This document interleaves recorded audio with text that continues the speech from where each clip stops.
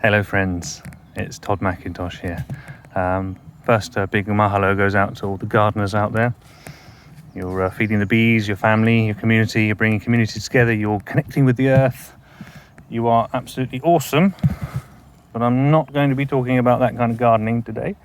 Today I'm going to be talking about the seeds that we plant in our minds, in our subconscious minds, and how our subconscious mind will work tirelessly for you to manifest your thoughts, and it doesn't discriminate between good ones or bad ones.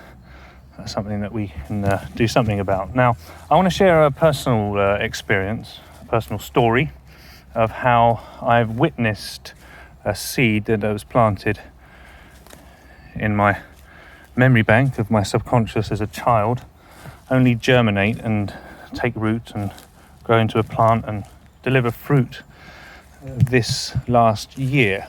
And tomorrow I shall be celebrating my 40th birthday. So it has taken theoretically half of my life if we work on statistical averages. But let's just cover a little bit of groundwork about the subconscious first. I think it's worth just going over this. So what is the subconscious?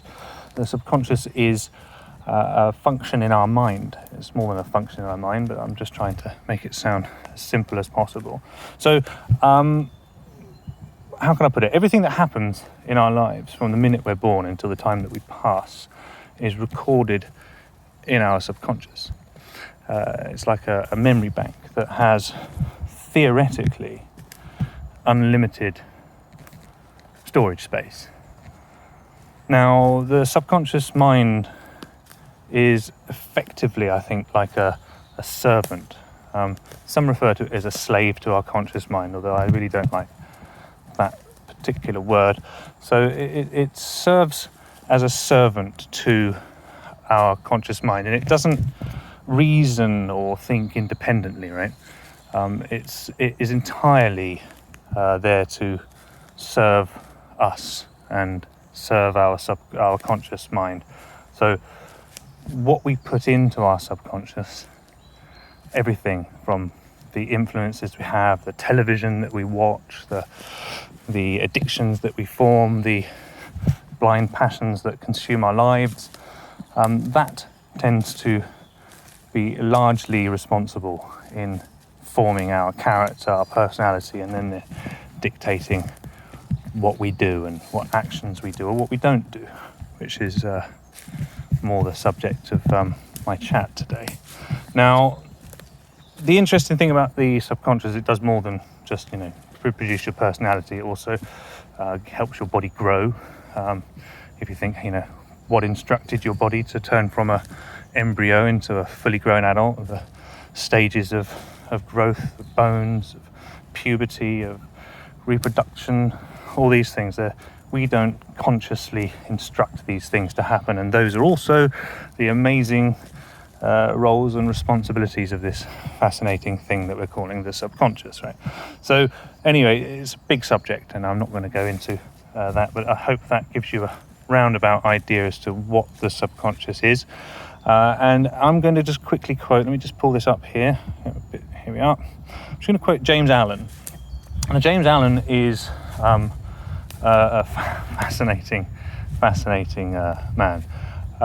James Allen published a book, a very famous book called As a Man Thinketh. Now, this book you might not actually have heard of, but I can guarantee you that you've read books, or you've heard quotes, or you've watched videos where people are giving you self-help, life advice, and almost all of this is thanks to the work of James Allen, because he is considered the godfather or the grandfather of the self-help genre.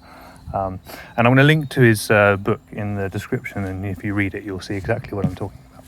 Anyway, so I'll start by quoting James Allen's book, As a Man Thinketh. Again, it was published in 1902, so the language is a little bit archaic to make an understatement.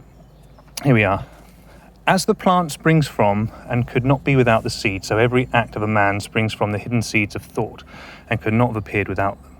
This applies equally to those acts called spontaneous and unpremeditated, as to those which are deliberately executed. Act is the blossom of thought, and joy and suffering are its fruits. Thus does a man garner in the sweet and bitter fruitage of his own husbandry. So that really is a beautiful summary of what I'm talking about. And as again, I'm linking the book which you can read online in the description. So I'm just going to talk about my personal experience, and we'll go into this in a little bit of detail, and I won't waffle too much today. So it took me about 30 years.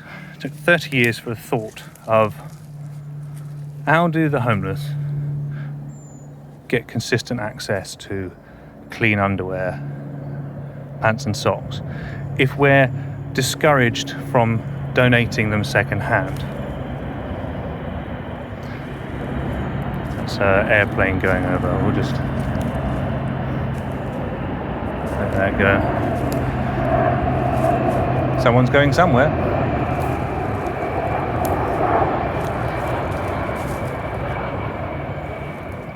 Bye. So yeah, 30 years ago I asked the question and I was told, oh no, you can't donate your used pants and socks, that's just not hygienic. And I didn't pursue the thought any further.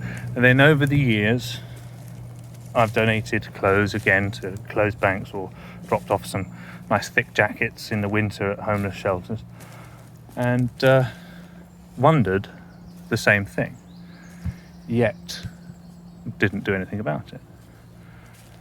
Didn't pursue it. It's just a nice thought. And then years passed until the conditions, right? The conditions were just right for that seed to germinate. So, and I could observe that happen because obviously I'd thought the thought for years, and I made a few changes in my life. I acted on a few other thought seeds, and I participated in creating the right environment or generating the right conditions to allow that seed to germinate, although it's never ever entirely all self-power, is it?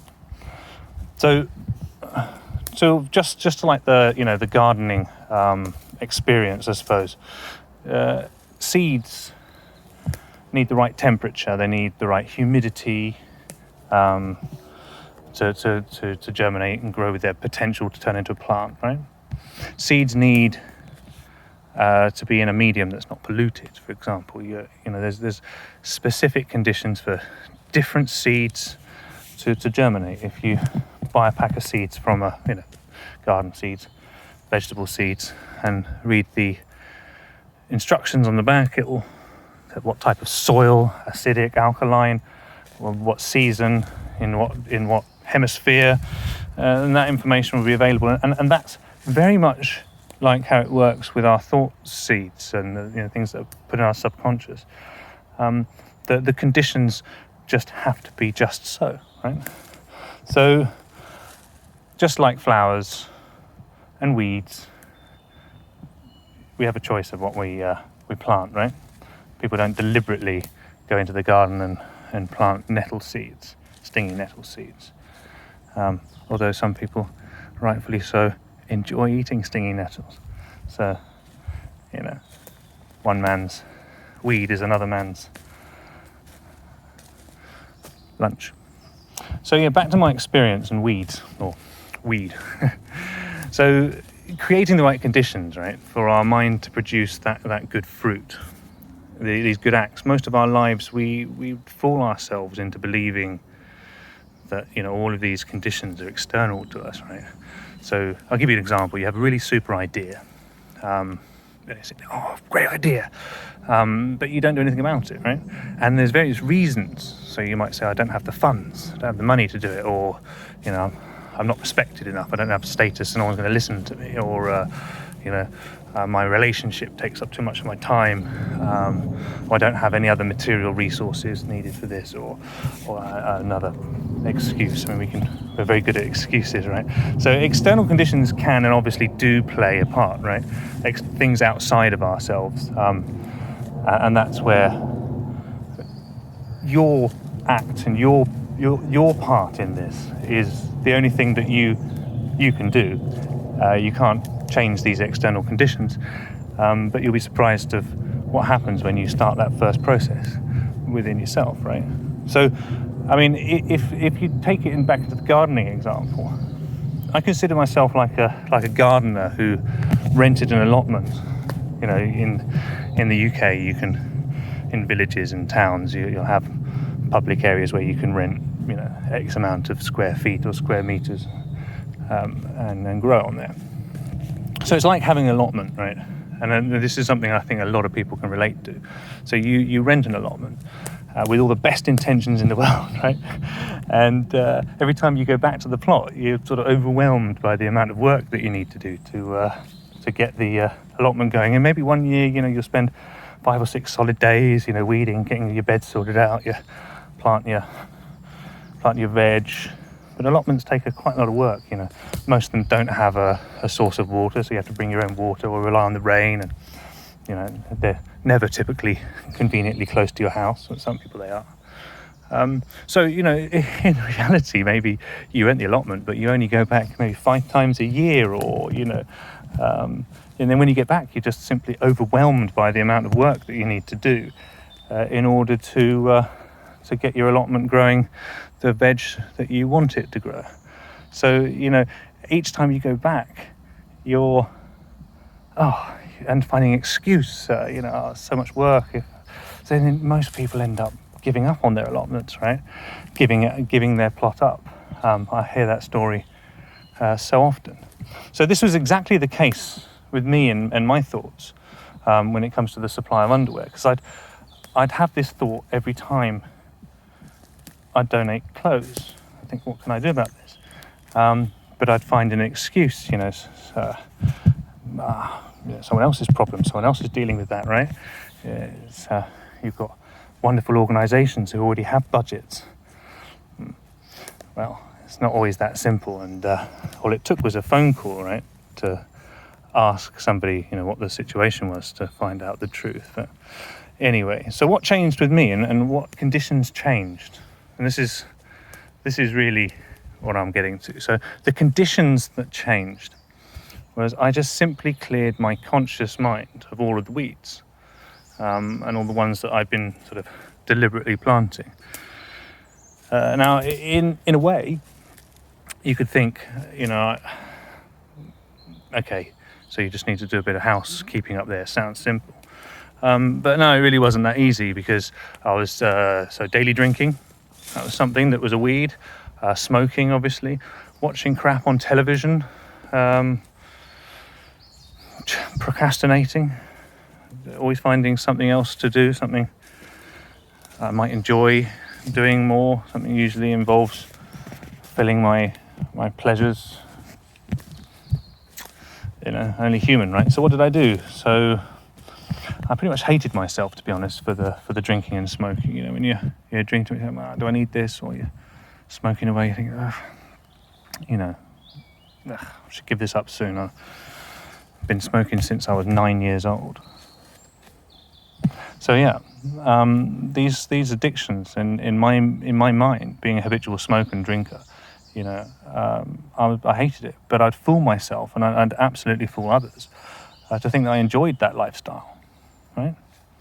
So I'd watch television for entertainment, and I wouldn't think one bit about the impact that the messaging would have on me and those around me.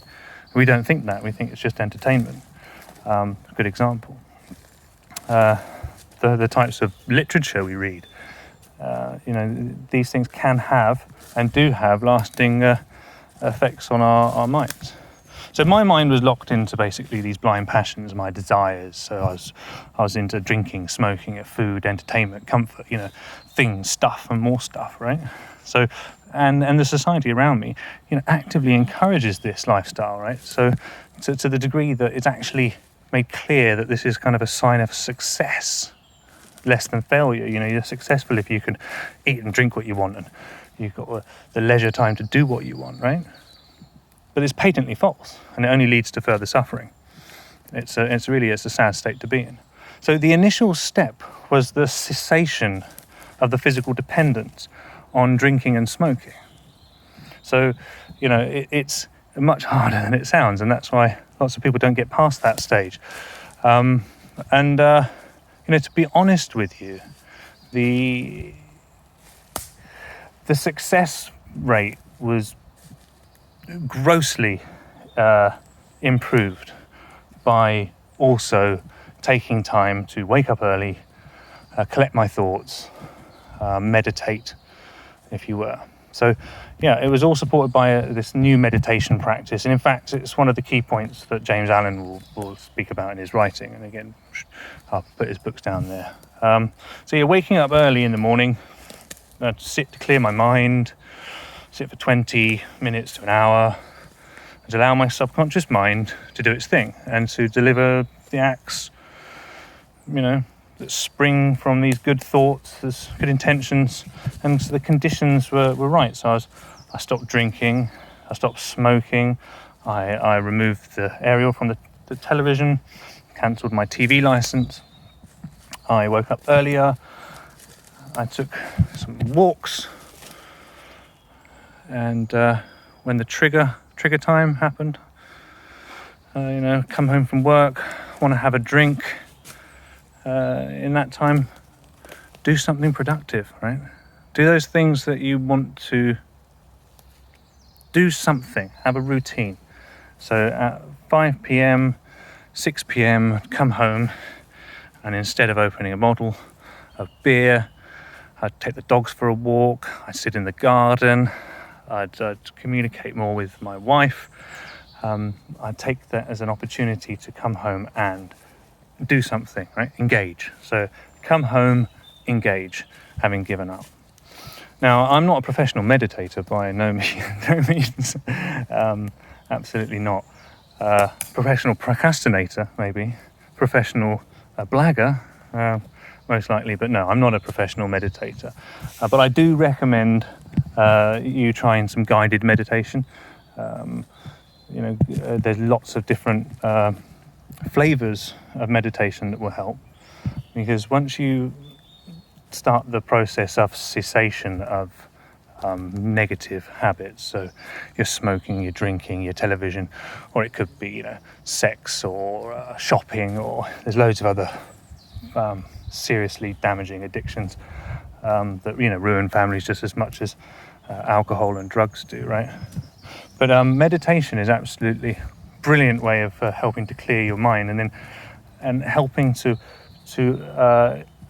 develop a much more healthy relationship between your subconscious and your conscious mind. Because if you're then feeding your subconscious mind with positive ideas, positive views of yourself, you're proud of coming home and engaging more with the family instead of opening a bottle and rolling up a cigarette or a joint or whatever else you do.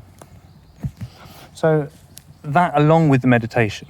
So I would highly recommend anybody who hasn't tried it. There's lots and lots of people out there who will help guide you in your meditation practice. But I'm going to recommend three brothers, three people I know personally and can vouch for their authenticity and their integrity. So firstly, I'd like to recommend Julian Daizan Skinner Roshi. He's a Rinzai Zen master. He runs Zenways in London. They do meditation, yoga, mindfulness training, and you can join almost all of their activities free of charge. I'll put the links down below. Julian has written a fantastic book called Practical Zen, which I found really helpful, especially the guided meditations which help with your building up energy and the physical aspect of it. I felt very energized with those meditations. And then, so moving on, if you're more interested in perhaps the ancient techniques and wisdom of the yogic masters in India, and then there's two brothers that I most certainly recommend. So firstly is my brother David in Japan. He's recently started offering online courses. He's a career meditator, and he's got much insight into the sort of power of the mind, and he's just simply wonderful that he's sharing his courses now. And then my biological brother Mike. Aloha, brother Mike. So an author, he's a teacher, he's a career meditator as well. He's written scores of books. He's got dozens of online courses running now, and he spends most of his time living what he teaches and a little bit of his time teaching. So I'll link their links, websites and whatnot below if you're interested. But so anyway, it took the right conditions. It took the right conditions for the seed thought of my charity that I'm running now, that's donated over 5,500 pairs of pants and socks in Cambridge, and we've got this amazing project to connect links in the supply chain to reduce the cost of delivering underwear to the non-profit sector in the UK, and we're also going to be doing some work in Bangladesh at the point of manufacture to improve the quality of life of the people that are producing the goods. But anyway, so this wonderful new tree that has got this fruit, which is directly impacting people's lives, that was entirely thanks to this seed taking root. So I'm sharing this with you because, I witnessed that seed. My subconscious memory bank and allowed it to germinate and grow. So to finish off, I just need to stress this really important thing, and that's some seeds take longer than others to germinate. Some may never germinate, and some will just germinate very quickly. Now, the seeds that germinate fastest are typically the seeds that are the most negative, the most vicious. Like if you walk in the countryside in England in June, you'll probably regret wearing shorts because almost everywhere is covered in stinging nettles. And that's what happens when you let these gardens grow on their own accord without any discipline. It's hard. But be patient and be kind on yourself, but be patient and be kind on other people, because they are also subject to their own unique causes and conditions. And that is really, really important. So be patient, be kind, right? With yourself, with other people. And don't be judgmental, because you can beat yourself up, but unless you give yourself a bit of love and you give yourself a chance, you're just not going to be in the right place to feed your subconscious with the right stuff to make these things happen. And here's the really, really, really important thing. Listen to yourself. You'll say things like, I want to give up smoking, or I drink too much. And if it's too scary to give all up once, try take a week off. Take a day off, take a week off, take a month. Wake up a bit earlier during that time. Sit down in the morning, have a glass of water, just breathe. Join one of these guided meditations that I've recommended below. But be nice to yourself, be nice to others, be patient, be kind. And remember that the conditions, you can create some of those conditions, but some of those conditions are beyond your control. But what you do, those tiny little things, make huge impacts in your life and the life of people around you. So have a little bit of faith, have a little bit of patience, and a lot of love for yourself. So just I hope you enjoyed this video. Just the idea that a thought can turn into a thoughtful action, that a seed can sit there dormant for 30 years until the conditions are just right. And you're full of great seeds. You've got great seeds. You've had them planted. You've planted them. Other people have planted them. And it's just about getting the conditions. So if you've got any stories about your gardening in your mind, or if you've power of the subconscious or anything, please share it. If you like this video, do like. I appreciate the patience you've had listening. Lots of love, happiness. I've managed to walk around enough to not get bitten by mosquitoes, so I'm winning already. Peace. Bye.